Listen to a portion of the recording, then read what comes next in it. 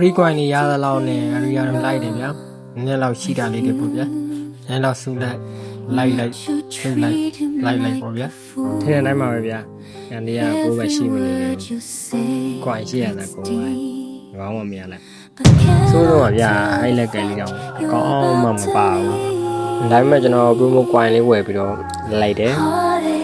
900နဲ့ဖောက်လိုက် No fuck shit အဲ့လက်ကတော့မပါဘူးဗျာ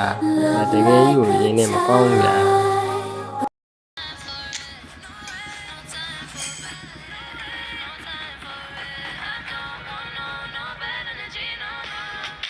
Oh yes finally ဘယ်သူလာမလဲကြည့်လိုက်ရအောင်ဗျာဘူးလေ yes โอ้ကျွန်တော်